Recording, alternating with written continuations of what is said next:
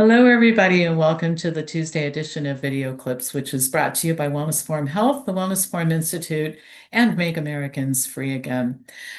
Just a couple of announcements. First of all, you all like free stuff. I like free stuff too. So we're putting on the Make Americans Healthy Again Wellness Forum style event that we did last year, only with entirely different topics. So June 10, 11, and 12. 3 hours per night. So it's 9 hours of free education that will include the controversy about dietary fat and cholesterol. Did humans ever eat a paleo diet? DMSO, is it a miracle supplement or is it snake oil? Thyroid health, discussion about nutrition policy in America and what it means to you, why it should matter to you. I have some experience in that area that I'll share with you.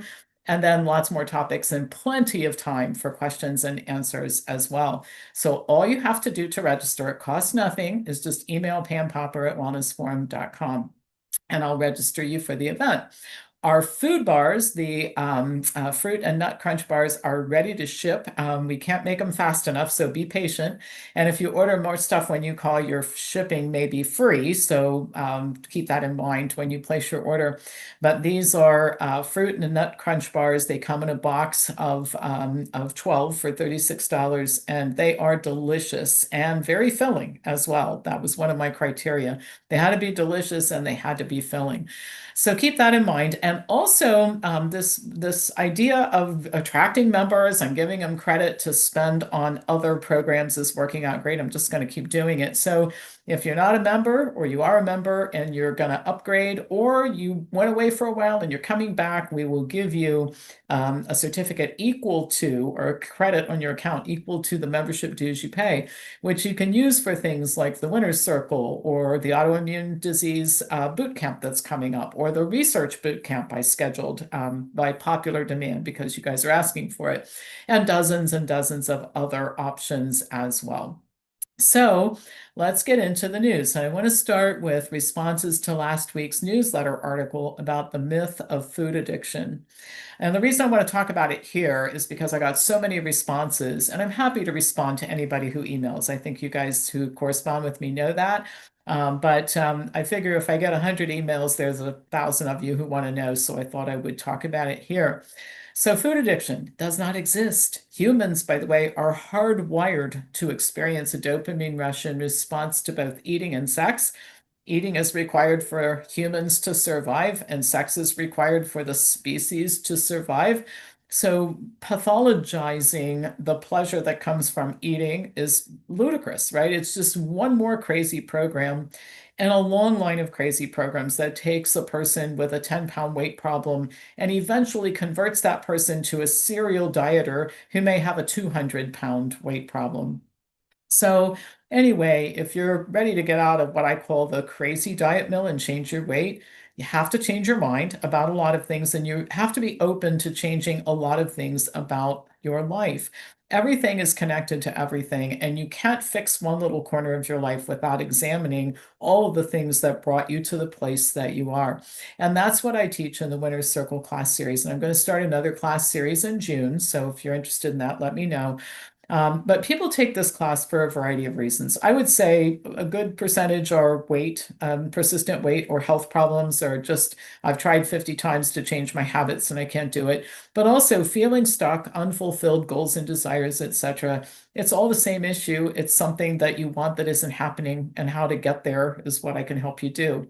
So anyway, if you're interested, let me know and I'll send you class dates and a description of the course. And you might even be able to get it free depending upon what membership level you commit to if you decide to join.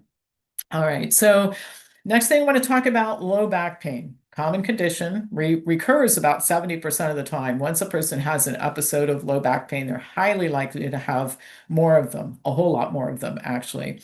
Almost all conventional advice about pain in general inhibits recovery or contributes to recurrence. I mean, drugs mask the pain, but they don't address the cause, which is usually things like poor posture, being overweight, sedentary lifestyle, not enough exercise, and poor diet. A new Australian study shows that just a simple walking program reduces the recurrence of low back pain and reduces time off from work as well. The Australian Walk Back program included 701 adults, average age 54, who recently recovered from low back pain. The participants had had an average of 33 previous episodes of low back pain, so they were considered at very, very high risk to have a recurrence pretty soon. Half were randomized to a progressive walking program, and a physical therapist took those people through 6 guided education sessions over a 6-month period of time. The other half were no treatment controls. The goal of the participants, what they set, was to walk 5 times per week for at least 30 minutes.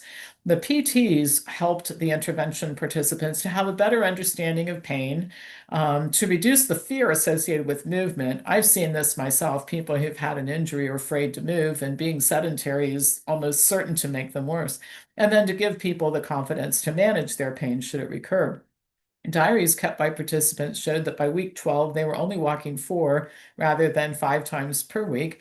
The intervention group reported twice as many lower extremity injuries as the control group, 100 versus 54. But in spite of all that, the program was successful. Median days to recurrence in the intervention group was 208 days versus 112 for controls, and the cost savings in healthcare compared to controls was significant. So here are my thoughts about this. I mean, I think the results could have been much better and likely lasted longer had the patients been informed about all the contributors to low back pain, which include an inflammatory diet, being overweight or obese, not engaging in enough physical activity, posture, etc. Inadequate activity contributes in so many ways, leads to weight gain, lack of stretching like yoga, poor posture, and instability, both of which increase the risk of injury. I mean, the human body is amazingly resilient if you maintain it properly, and you can even recover from years or decades of neglect with the right strategy. God knows I did. I was fat and out of shape and sedentary for the first 28, 29 years of my life and turned myself into a healthy person. So the results of the study are encouraging, but we've seen even better results with multiple strategies. And that's what happened to me, by the way. I changed my diet, I changed my exercise, I changed everything about the way I lived and my priorities, which is why I ended up being pretty healthy at almost age 69 and able to outwork people half my age. Aging well and living independently depends on a certain amount of physical fitness and stability. I mean, one of the leading reasons why people end up in care homes is inability to take care of themselves due to mental decline, physical decline, or both. And on that note, I noticed something interesting the other day. I don't pay attention to junk mail, but I receive junk snail mail and emails regularly about planning for retirement by virtue of my age. And I'm not interested in retirement. I feel like I'm just getting started.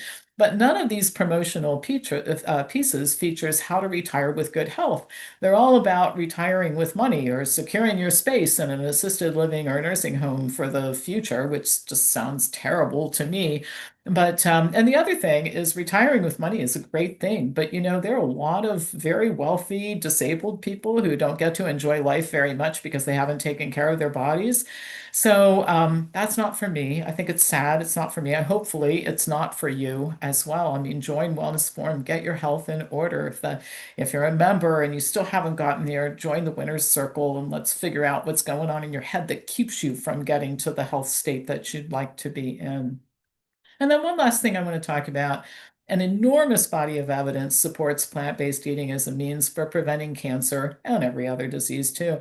And more research is published regularly. So I found a study, I'll give you a short version of it, concerning the microbiome. This study included 21,561 individuals, and it compared the diets of vegans, vegetarians, and omnivores and their microbiomes.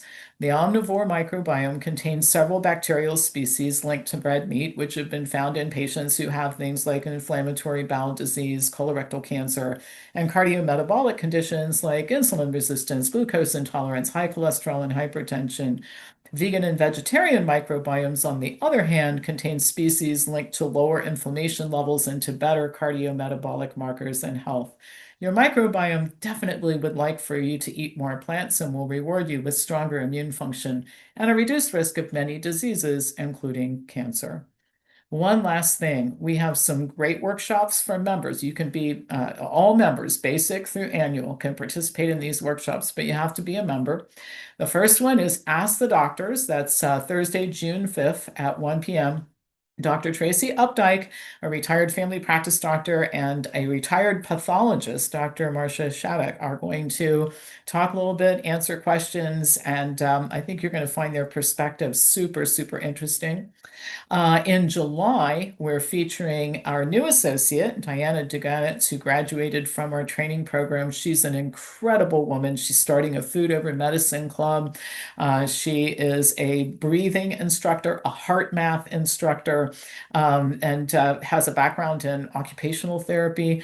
And she's going to do a workshop on breathing. And then in August, I'm going to do a workshop on autism, which is in the news a lot these days with the MAHA movement. So you have to be a member in order to participate. So this is a good time to join. All right, with that, that's all for today. As usual, I'll pass this on to anybody who you think would enjoy watching it. And I will be back to you on Thursday with more news. Thank you for watching.